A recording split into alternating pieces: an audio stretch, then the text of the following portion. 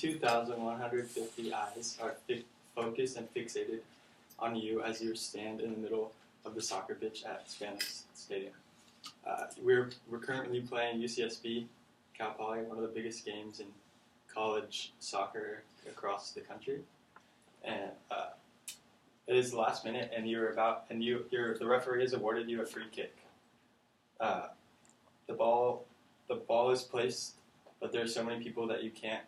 The ball is placed on the turf, but there are so many people that you can't remember how to, like, you lose your train of thought on how to take a free kick. So I'm here today to tell you how to take a free kick.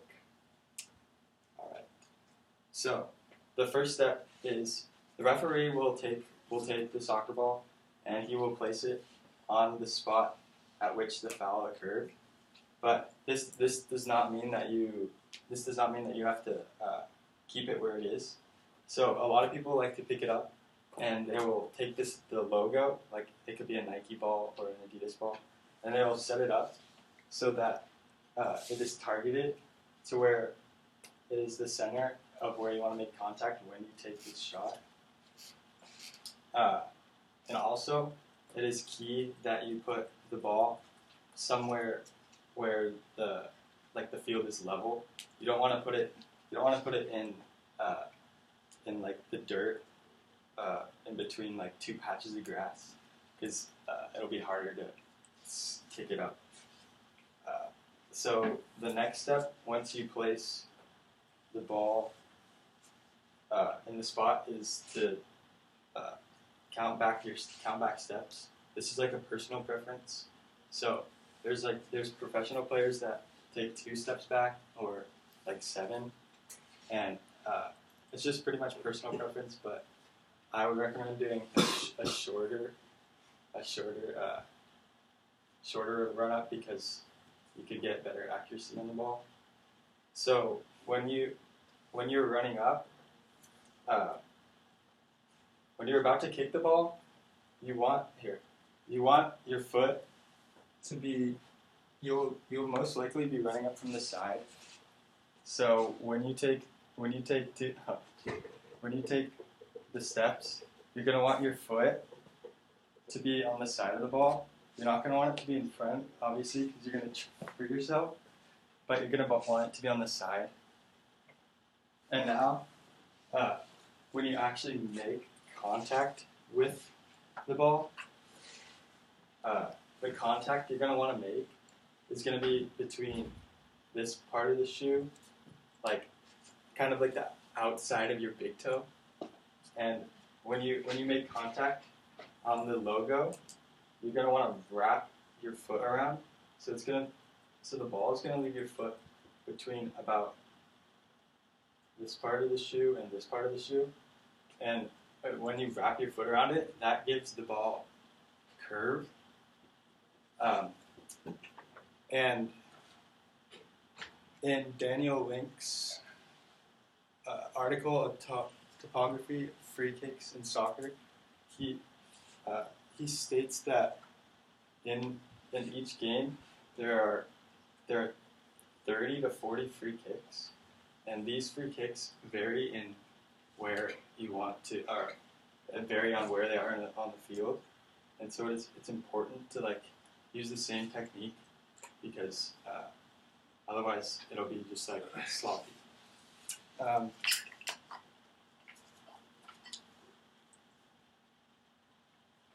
When many people, they also make the mistake of, on their run-up, that many people tend to lean back when they shoot, and this causes error, and the ball will go like flying, like it'll go skyrocket high.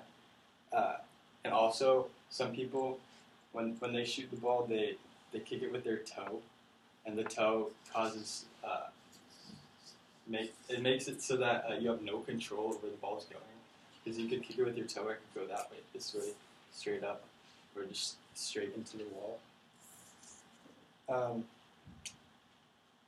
And according to Gabriel Diaz's article of Anticipation from Biological Motion, the Goalkeeper Problem, the goalie is watching the player's hips. So wherever the player is facing his hips is where the goalie, like, pretty much guesses where the shot is going to go.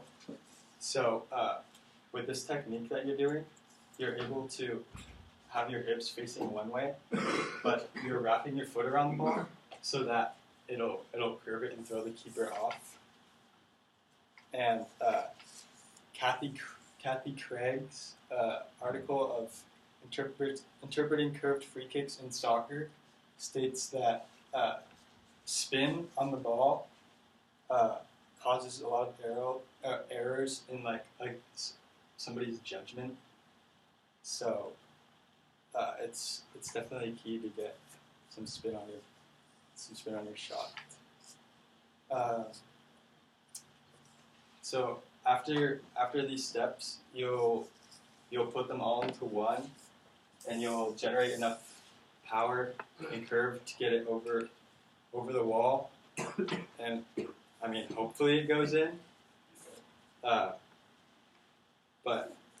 if it does, obviously the crowd will go crazy.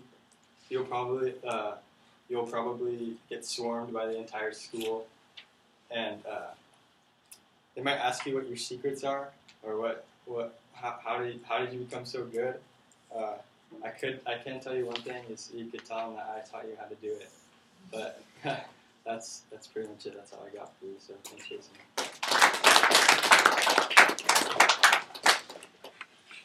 Okay, Matt, how was that? I thought it went all right. Definitely went longer than I thought, but I don't know. I thought I wasn't gonna have enough stuff to talk about, but I definitely ended up having a lot, and I definitely went over the time. But I don't know. I feel like I was kind of like making it clear on what to do, so hopefully that helped people. Okay. All right. Audience, if you could, please. I like your use of the props, like bringing them in and showing us specifically, like really helped illustrate what we were talking about. You got more and more confident as your speech went on, it felt like, and it was just like, by the end, it seemed very, very solid. Being was like kind of shaking, and you were really good. I like the frame that you used. So I thought it was interesting how you like have like her intro and like how like this, you don't know this, and then like this girl maybe like pause and like pause like do it, and then you like finish like coming back to it.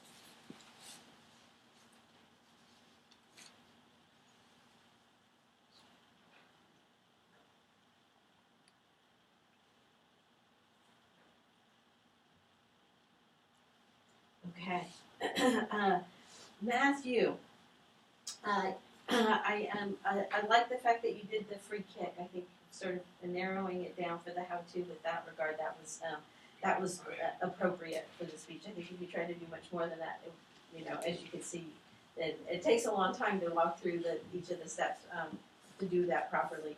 I like the scenario that you set up. I would say maybe just make it a little bit more fluid, like smooth it out a little bit. It seemed like it needed just a little bit more practice to kind of get timing down and that kind of thing a little bit. So that would be my one suggestion there. I thought in your introduction, I would say, tell us that you're going to, like it's a 4-step process or something like that, so we know to listen to those 4 steps. It just makes it nice and clear, as opposed to not exactly sure when you're transitioning between point to point. So that would be one thing that I would suggest. I thought that you did the citations that the people that you used as citations and evidence in your speech. I think those were appropriate, given what you were talking about.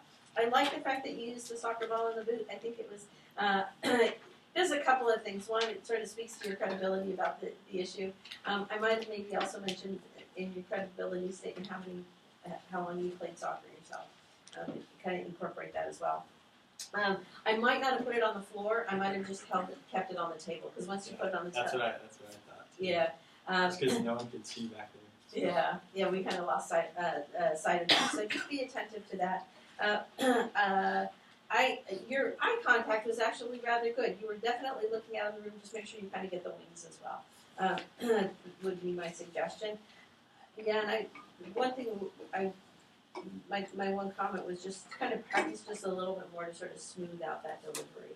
Because it was all there. You knew what you were saying, you knew what you wanted to say, but if it just had a little more polish on it, I think it would have been just a little bit stronger. Okay? Okay.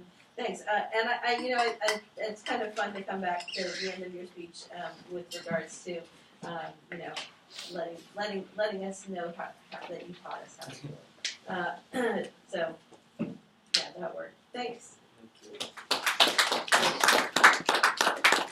Okay, Walt, we'll have you give your speech